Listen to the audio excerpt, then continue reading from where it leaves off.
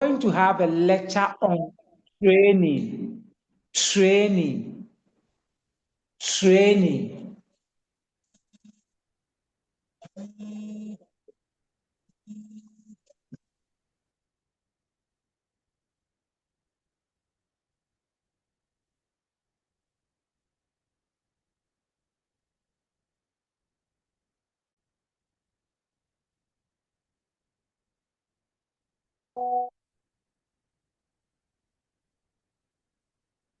Okay,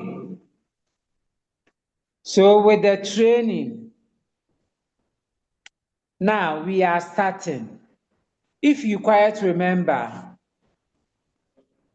I told you I was not supposed to teach you this course. It was Dr. Ethel who was supposed to teach you this course. But right now it has shifted hands. So I'm teaching it. That's why her name is still on it. So we are doing training. Okay. And I will not show much of the things on the screen. Okay, when we say training is the systematic acquisition. Training is the systematic acquisition of knowledge, skills, and abilities that lead to an improved performance at work. Training is the systematic acquisition of knowledge, skills, and abilities that lead to an improved performance at work. I'm coming. A minute, okay?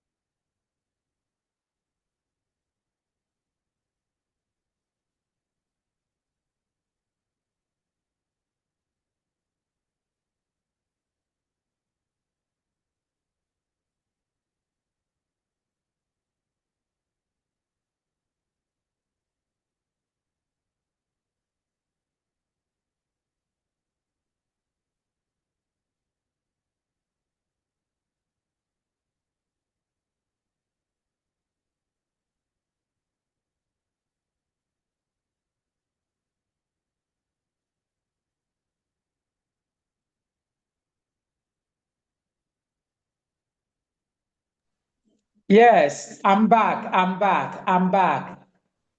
Sorry. Are you all there?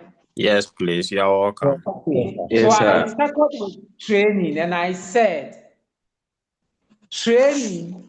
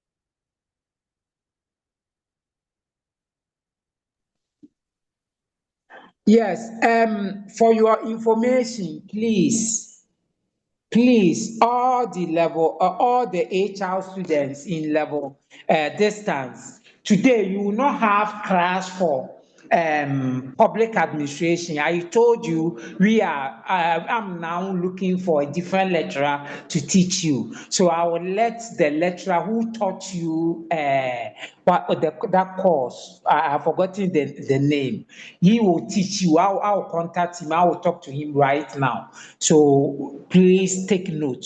I will let a different lecturer teach you, but it will be from next week. Okay. So for today, you will not have class. Okay.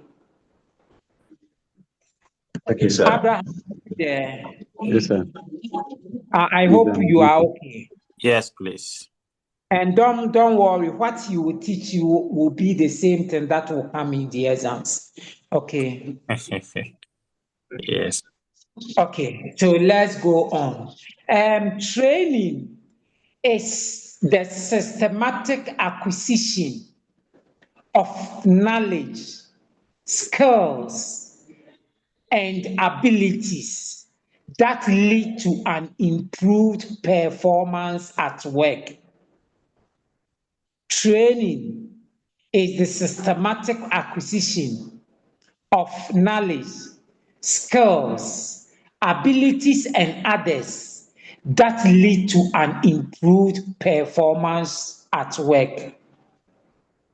This definition should tell you that for training to take place, one, you must have acquired or you will acquire knowledge, skills, and abilities for us to say that training has taken place.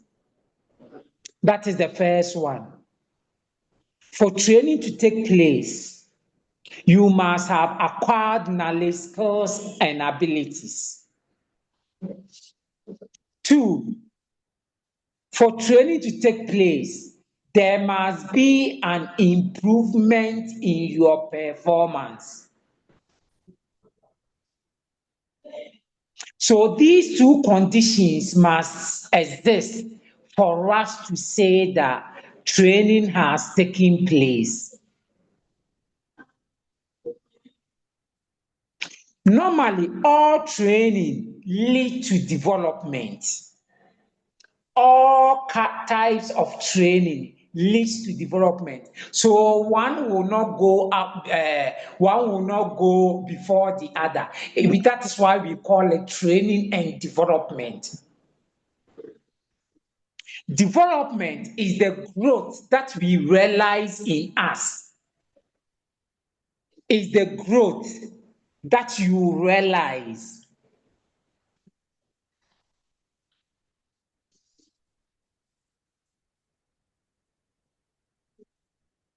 So that is training and development.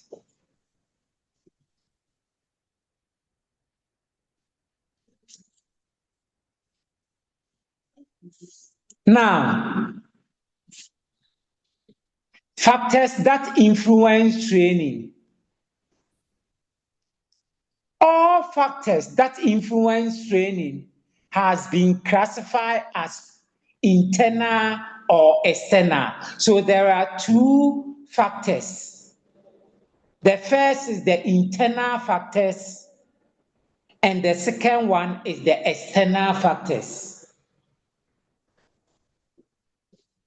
The first is the internal factors, and the second one is the external factors.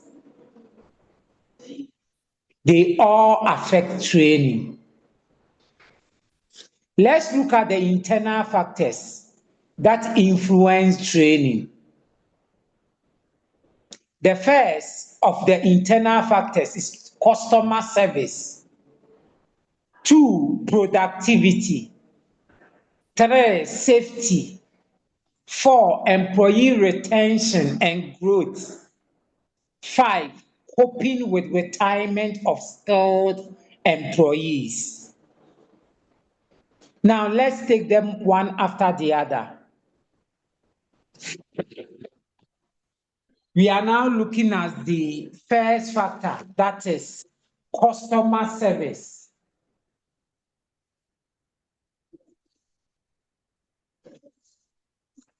You see, when we say customer service, every demand or all the needs of customers vary. All the needs of customers vary. So we have various demands of customers, and none of the demands is static. All the demands changes. So as customers' demands changes, we don't know what should be involved in the training program, because customers' demands always changes. Customer service always changes. So if you want to conduct any training program, we need to meet the demands of the customers. And this is not possible because the demands of the customers changes every now and then. So the first factor influencing training is customer service. 2, productivity. Productivity.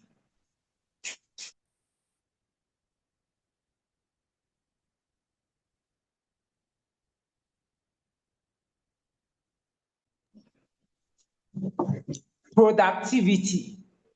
Productivity also influences training. Productivity. Normally, when we are producing anything in an organization, the technology that we use in the productivity can change. Aside that, the resources can also change. A lot of changes in terms of productivity, which all affect training. So when we are conducting a training program, we wouldn't know whether to factor this into consideration or not. That is why productivity is also a factor that affects training.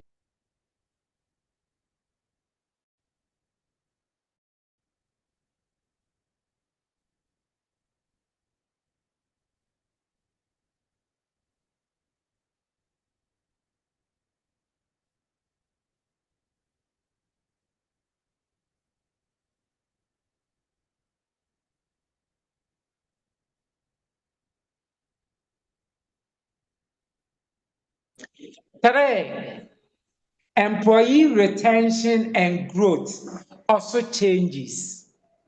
The reason why employee retention affects training is that when we talk about employee retention, we are talking about the extent to which employees will still continue to be committed to the job. the extent to which employees in an organization will still be committed to the organization.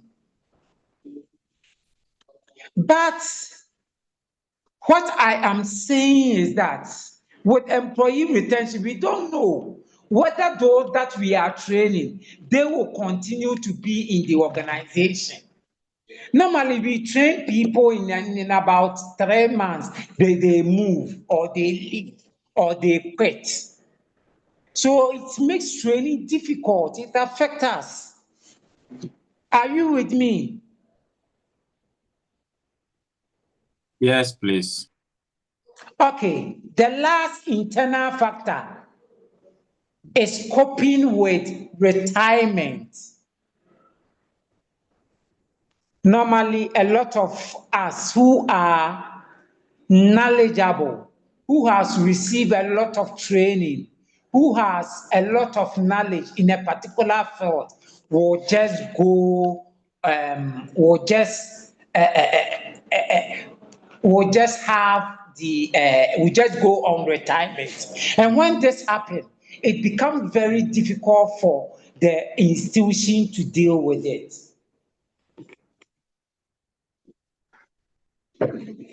So that is why we have these factors as affecting training program. That is all. Now, let's look at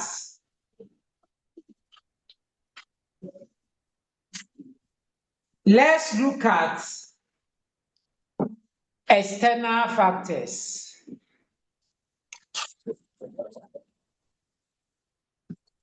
External factors.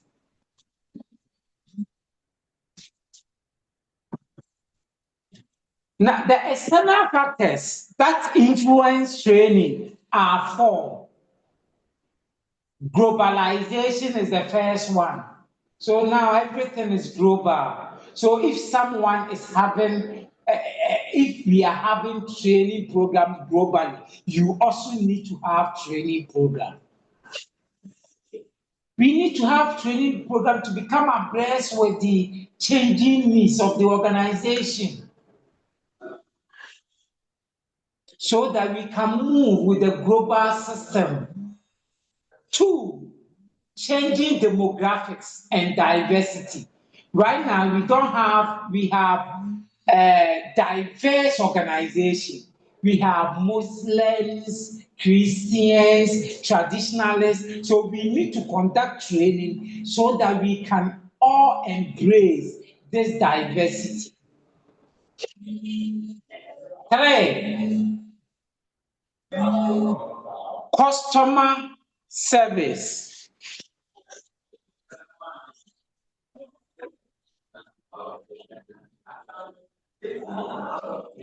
Customer service. As I told you, we have done the customer service. Customer service comes in. I said the changing needs of the customers always allow us to have training. Now, third, last one, new technology. We know, I know, and you know, there is an increased demand for us to meet up with the new technology. So the new technology influence training.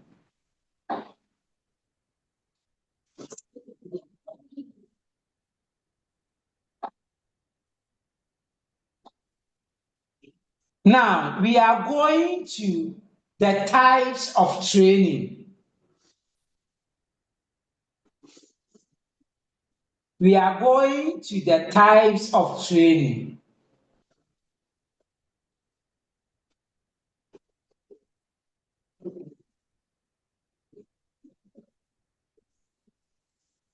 The types of training. We have two types, or the forms of training. We have two forms. We have one, on-the-job training. And 2, off-the-job training. On-the-job training. Off-the-job training. These are the 2 types of training.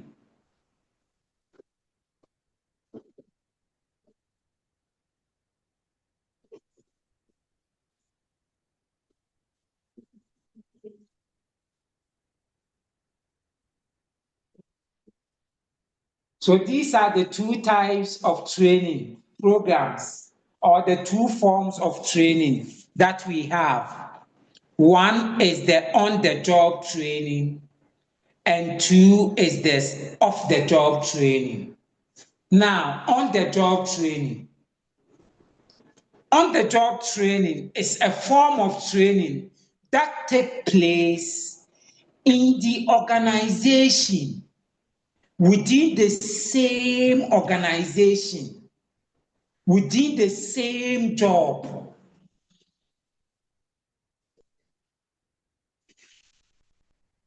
So within this type of training, employees are placed on the same job whilst another person will be teaching them. For example, apprentice, those who go and learn sewing. The apprentice, you learn on the job. So on-the-job training takes place within the same organization. Are you with me, please? Yes, Doc. Yes, sir. Okay, so the on-the-job training takes place within the same job, within the same organization.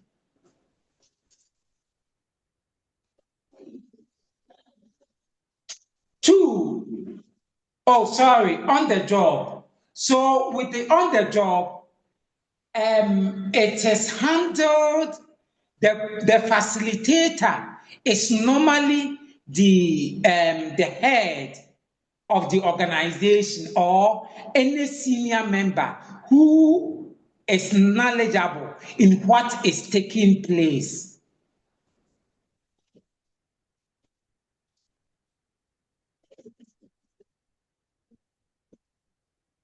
He actually does the training. So you learn from the job, you learn your skills from the actual working site.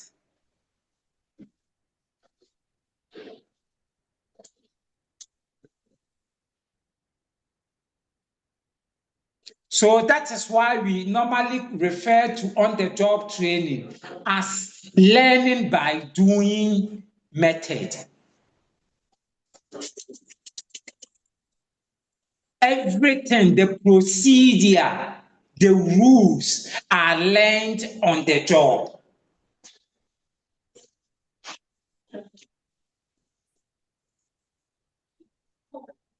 Now, let's see the advantages of on-the-job training.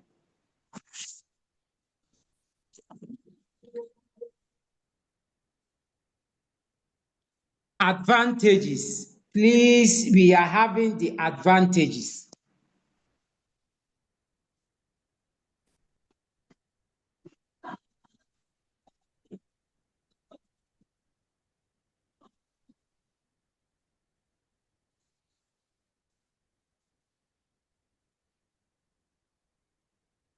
Okay. The first advantage, we are looking at the advantage first. The first advantage is that it reduces cost. It reduces cost. Organizations save money because it doesn't involve special training facilities or external instructor where you need to pay him.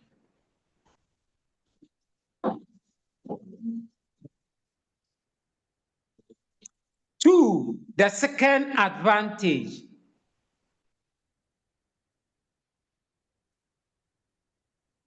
is that there is practical learning experience. Employees learn practical, something practical learning experience, because what you are coming to do is the same place that the training is taking place.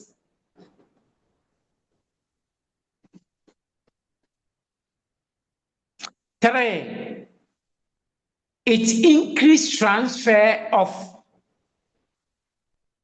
learning. That is, you will be able to apply the skills, what was learned, to the workplace, because it's the same workplace that you are working. It doesn't need any special organization, no.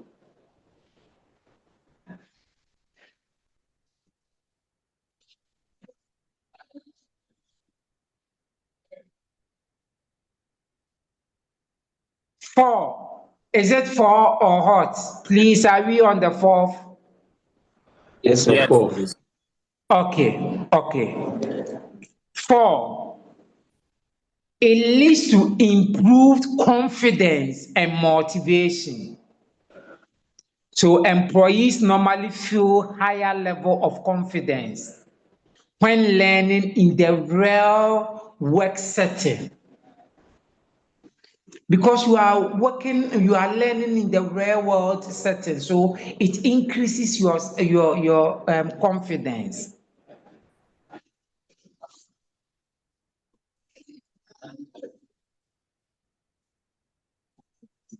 Let's look at the disadvantages.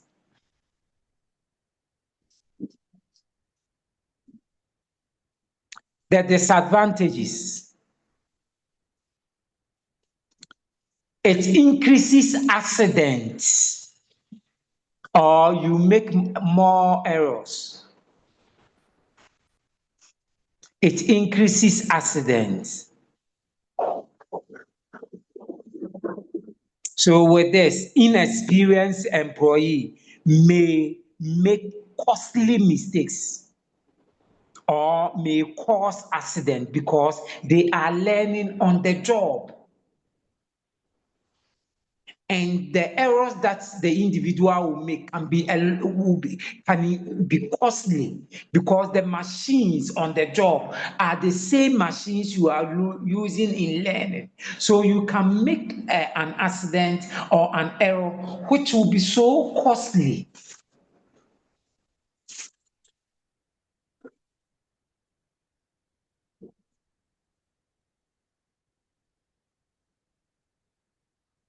Two,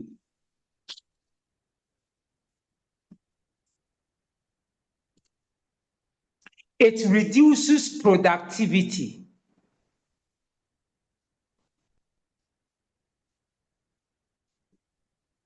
That is, it reduces the quality of productivity, since the employees are not yet mastered on the job. So they will add up to productivity, but the addition will always remain low in quality.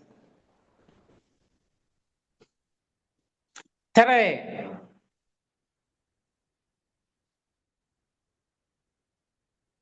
there is limited exposure.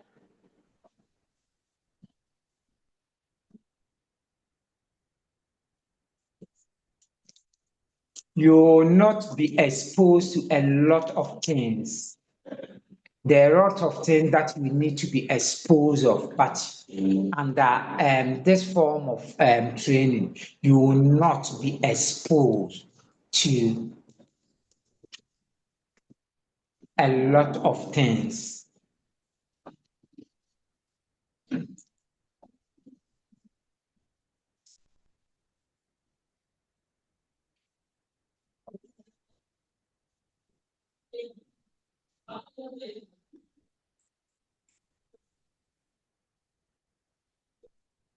Any question? Any question? Now, let's look at off-the-job training. Off-the-job training. Hello, sir. Off. Yes. Please, I have a question. Okay, ask. Yes, earlier you spoke about training some people. After the company is done training them, they leave the company. So what can be done to solve that particular problem? That is why I said there are a lot of factors that influence the training. That is a peculiar problem, and for that we need to give the employees, those employees, we need to give them higher incentives. But probably the organization may not have that incentives, or they should be promised that they will retain their job, they will have job security. So there are a lot of things that can be done, but normally, if an employee decides to leave, irrespective of what you will do, he will leave. Are you with me? Yes, please. Because Because you will promise me 50,000 Ghana cedis, and somebody will promise me 70. I have no option than to go for the higher salary. yeah. So So it's very difficult to control those factors. okay. But please, By when bringing the people in, do you have to do maybe a due diligence, like where is the person coming from and all those things? Because some people, maybe they have been sent from a different company to come and know a particular secret. Then after some time, then they will say they are resigning or something. That is different. That is different, and that is turnover. We are not yet there. Oh, okay. That is turnover, the tendency for employees to quit to a different organization. We are not yet there. We will do it. Okay, please. Thank you. Thank Hello, you. sir. Yeah, Yes. so I think in this situation, can't the company like have a policy during the contract that, oh, you can't leave the company maybe after this period of time, maybe a year, 2 years, or yes, so that it will If ground you them down. promise the employee 2 years and you have trained him, after 2 years, when then he leave, you still have to come and train a different person. Are you with me? Yes. It's a good advice, but still you still need to spend money in training different people. Yeah, so that can be a minimum Yes, yes. as I said, there are a lot of things that can minimize it. Yes. There are a lot of things that can minimize the impact. Any question, please? Okay, off the job training. With off the job training, there is a special site in which the training takes place. A special site in which the training takes place.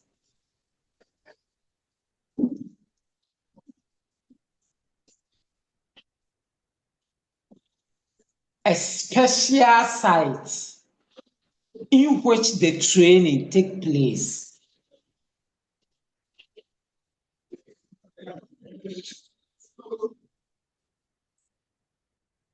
With the off the job, what we do is that the training is conducted away from the workplace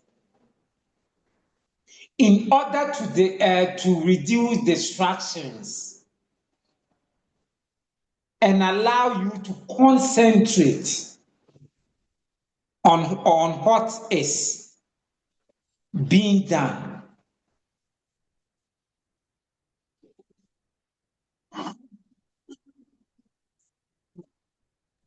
Please come again. I said, with the off the job, the training is conducted away from the workplace to avoid distractions.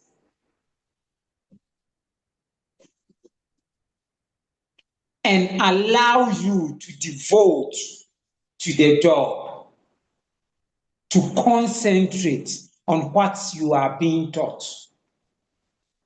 Because there will not be any form of distraction, or the distraction will be low.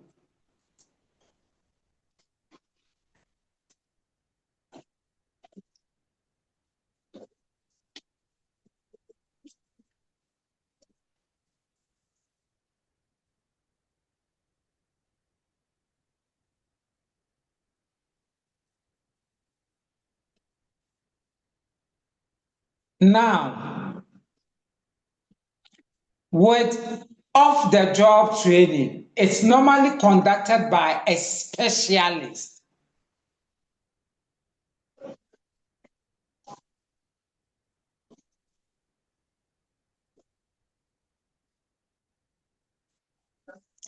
Let's look at the advantages.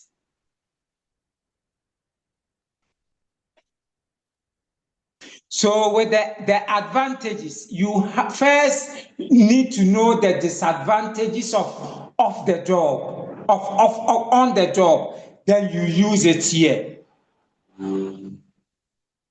So now someone should tell me the first disadvantage of on the job that you wrote, the first disadvantage of on the job.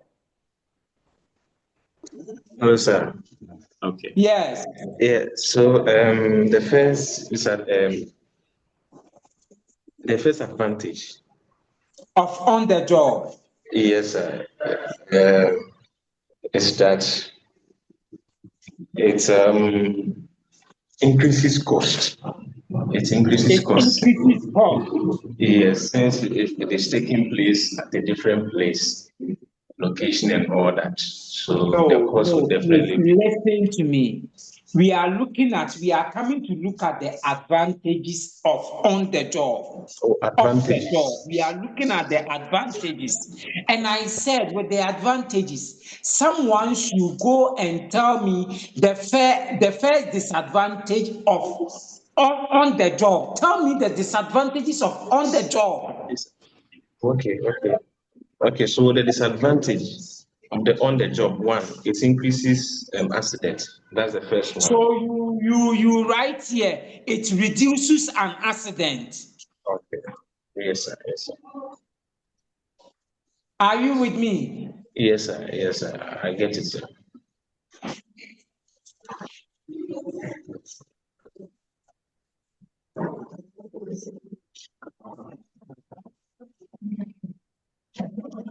Are you with me? Yes, sir. So the accident is reduced. Me to huge, but me ban what me ban yeah. So you go to the second disadvantage. What is the second disadvantage of on the job? Hello, sir. Yes. It reduces the quality of productivity. So this then you come here. It has no effect, negative effect on the job. It has no negative effect on productivity.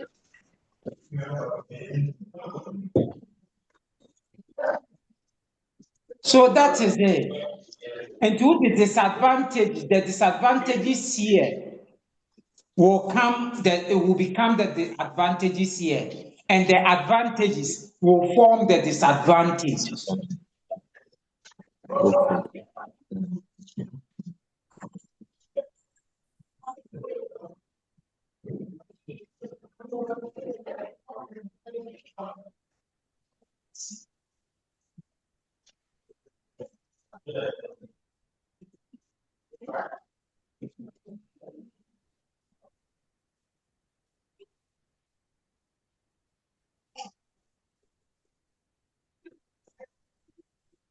Please, are you with me?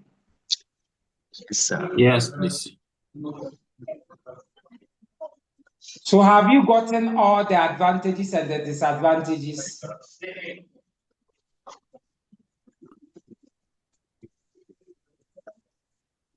Yes, please. So with the advantages of on-the-job training, we have it reduces cost. So it increases cost. Yes, please. So, and then there's practical learning experience. So there is no practical learning experience because employees are working, and it doesn't increases. It reduces transfer of learning. That is it. Okay.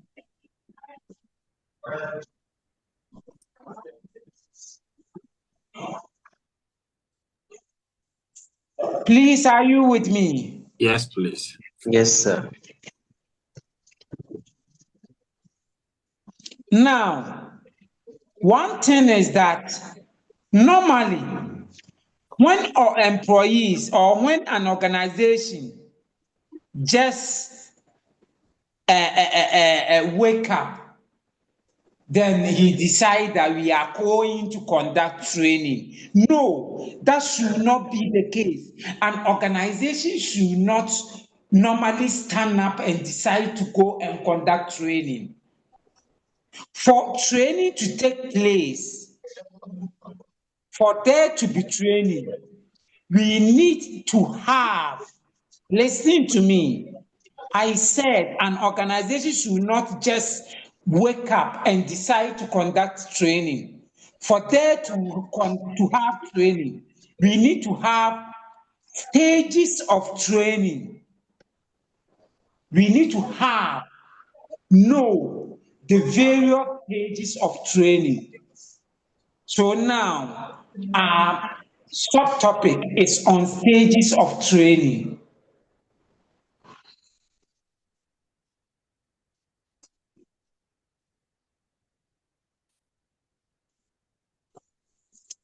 All training programs has a lot of stages. Either it is on the job or off the job. There are stages. All training programs. And there are 4 stages of training programs. 4 stages of training programs. The first stage is called training needs assessment or training needs analysis. Training needs analysis. Training needs is NEEDS. Training needs analysis. Second one is called training design. Training design.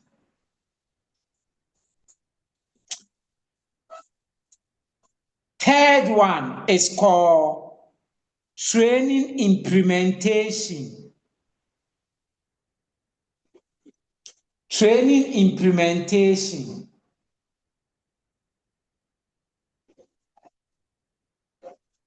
Then the last one is called training evaluation. So there are 4. 1, training needs analysis. 2, training design. 3, training implementation. And last one, training evaluation.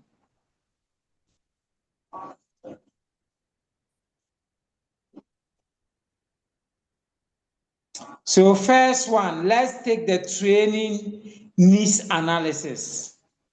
So for every training, we need to first have training needs analysis, because the training needs analysis will help us to know those who are to be the trainees. it will help us to identify the trainees. So normally, when we are to decide to have training program, we tell everyone to go. No, we don't do it that way. We determine those who should take part in the training through training needs analysis. Training needs analysis involve finding out or identify the gaps between employees' current performance and their standard and the standard performance. Training needs analysis. Hello, It sir. involves identifying the gaps. Hello, sir. Yes. Doc, please, your screen is still showing the previous slide. Yes, as I told you, with this, notes have not been conducted. I told you someone is teaching it. So normally I will first, I have to sit down and prepare the lesson notes before I send it to you. So it is not there. Okay. Okay. Everything is from the coconut head. Oh, okay. Wonderful.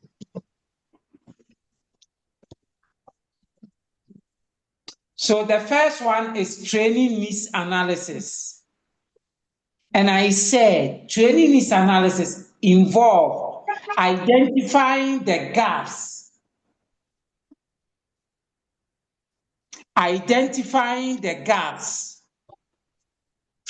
between employees' current performance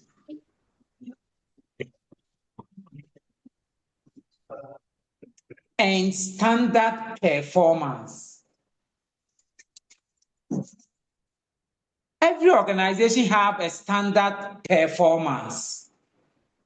Let's assume that in this organization, the standard performance is that we should produce 5 bags of cement every day, 10 bags every day, 10 bags. And your performance is 7 bags of cement every day. So the gap is that you have a deficit of 3 bags to produce. That is the gaps.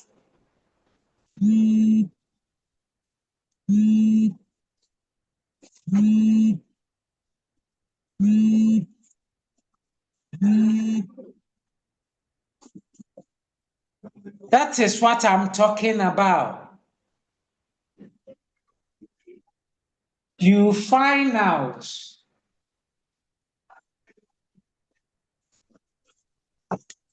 you determine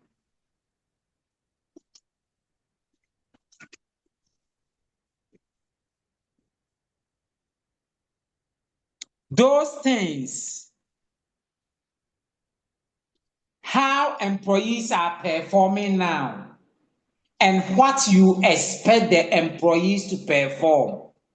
Then you can find out the differences. That is the gaps. There are 3 levels of training needs analysis, TNA. There are 3 levels. The first level is that you conduct organizational analysis. The first level of TNA, of training needs analysis, it will have organizational analysis. In the organizational analysis, you assess from the whole organization the sort of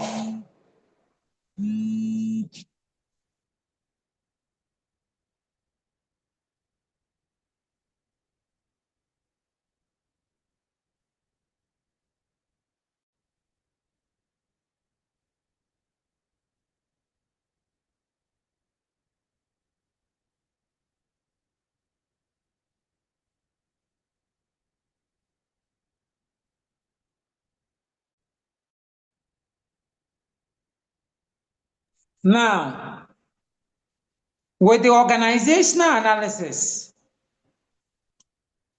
you study the whole organization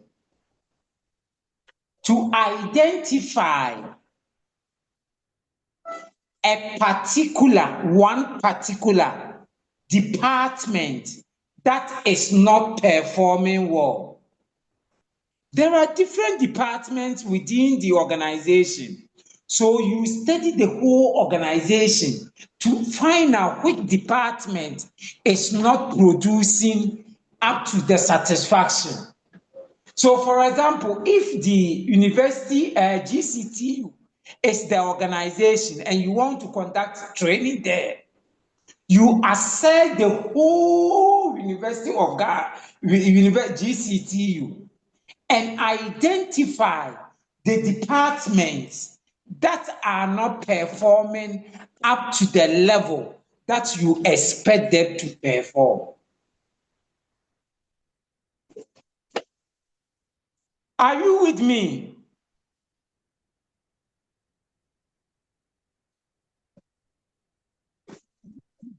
Please, are you with me? Yes, please. Yes, sir. So with the organizational analysis, the emphasis is on the department. You study the whole organization to identify the particular department that is not performing satisfactorily.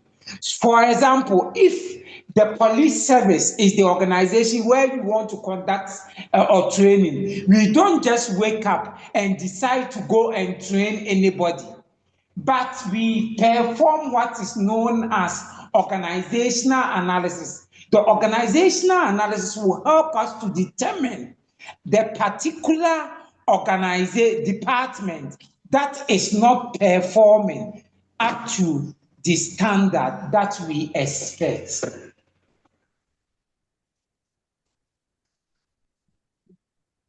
Now, the second level is known as task analysis.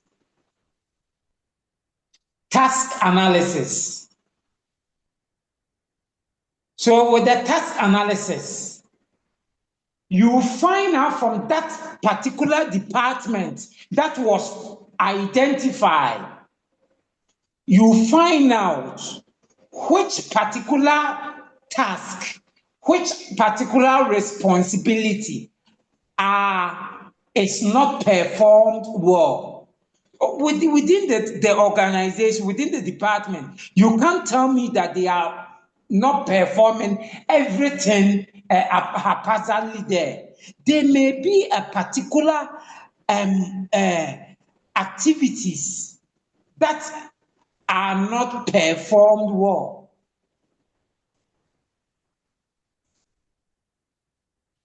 So with the task or the job and the task analysis, you study the department and identify the particular task that is not performed well.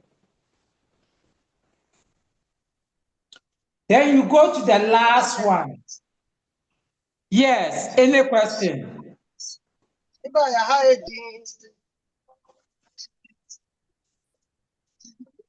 Okay, then you go to the last one, the last level.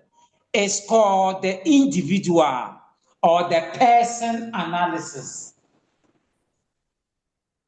The individual or the person analysis. With the individual or the person analysis, you study with the individual or the person analysis. You study the individual employees to find those who are not performing that particular task well. You have identified the task that is not performed well. You can't tell me that within the department, everybody is not performing that particular task very well. So you study the whole employees, one after the other, and identify the particular task that is not performed well.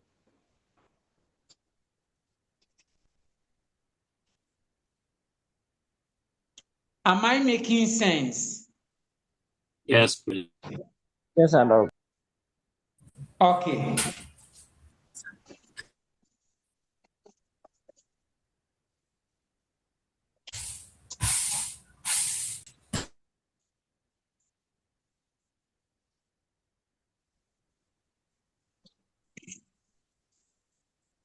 Now, we go to the second stage of training. We have done with the training needs analysis. When do you have the next lecture?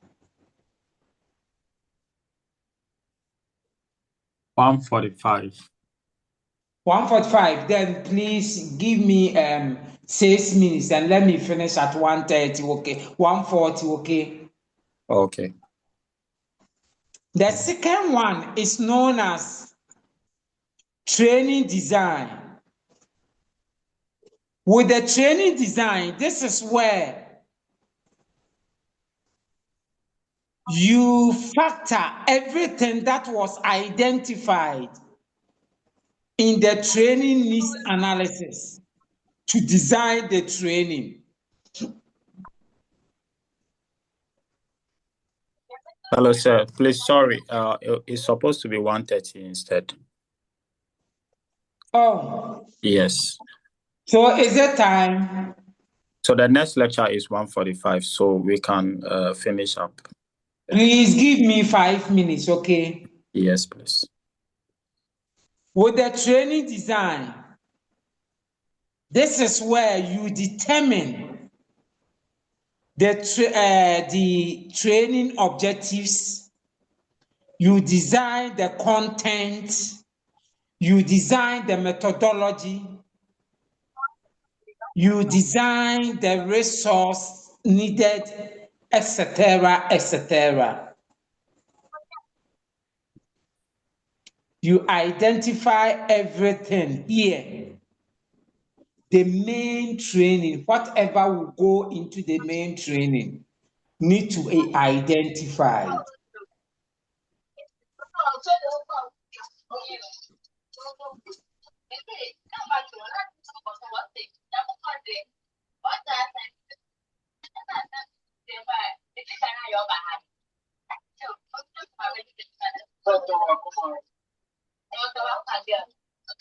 Now, Opoku Philemon, please mute your mic. Opoku Philemon, thank you. Then we go to the third one. We have 4. When we are done with the 4, then we are done. The third one is called training implementation. So this takes place on the actual date of the training. This is where the training takes place. This is where we conduct the training. The facilitator will come and do the training. That is where the actual training takes place.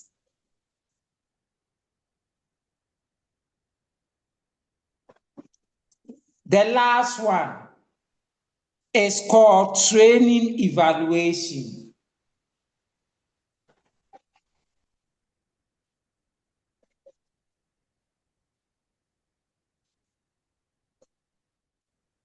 With the training evaluation, there is a man known as Kirkpatrick. Kirk is K-I-R-K. And then you add Patrick to it. Kirkpatrick is one name, Kirkpatrick. K-I-R-K. That is Kirk. Then you add Patrick. He proposed that There are 4 stages of training evaluation. There are 4 levels of training evaluation. According to Kirkpatrick, there are 4 levels of training evaluation. The first one is that you find out, their reaction. Their reaction. That is, you find out whether the training program was effective or not.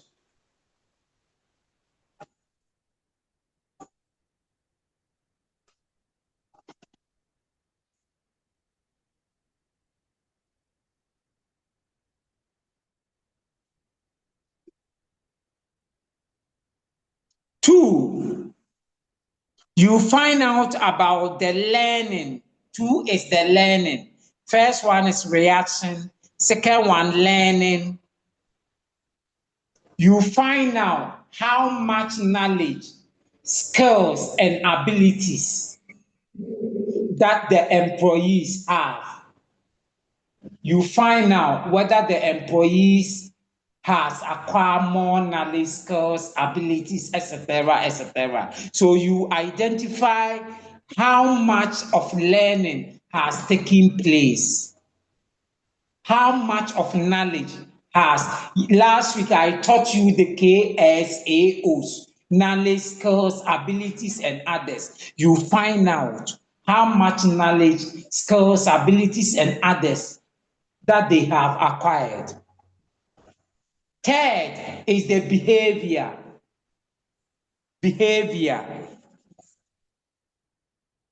So with the behavior, this is where you find out, you evaluate whether what was learned has been able to be transferred to the organization, whether what they were taught, they have been able to transfer it to the organization. So this takes place on the job. That employees need to come to the job. They need to come to the workplace. The last one, results.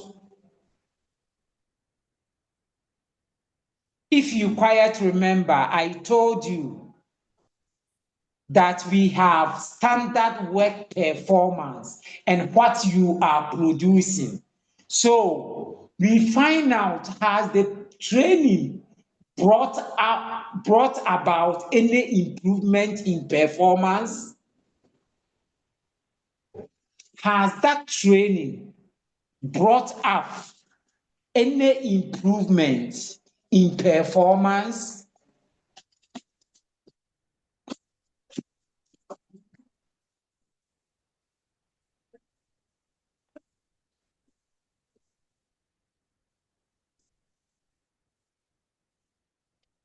That is all about training.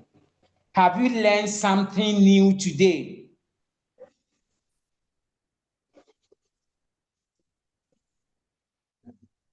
Have you learned something new today?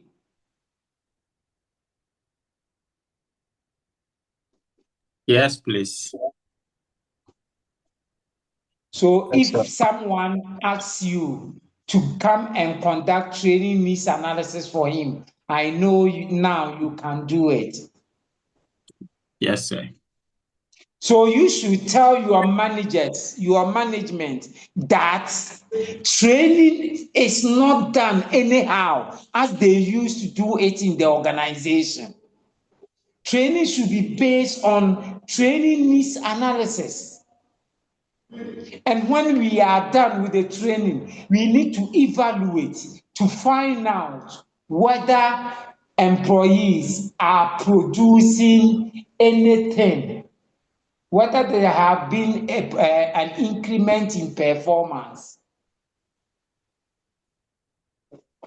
That is all. You are going to read something known as, write it down, Transfer of training. It's like transfer of learning. So if you have learned transfer of learning, you should know what is the meaning of transfer of training. You are to go and learn that. You are to read it. I will ask you questions next week. Any question? You should know that there are 3 types of transfer. We have positive, negative, and no transfer. You are to go and then read on that. Any question? If there is no question, then you tell me. Okay, on this note, I wish you all the best. Yes, we will meet face to face, and I will tell you what you are to do. Some things we need to meet face to face. Are you with me? Yes, please. Yeah. So next week or next 2 weeks, I don't know when we will meet. Then you let me be aware, and then I will come. On this note, I wish you all the best, and may God be with you. Amen. Thank Thank you. you. Thank you, Lord.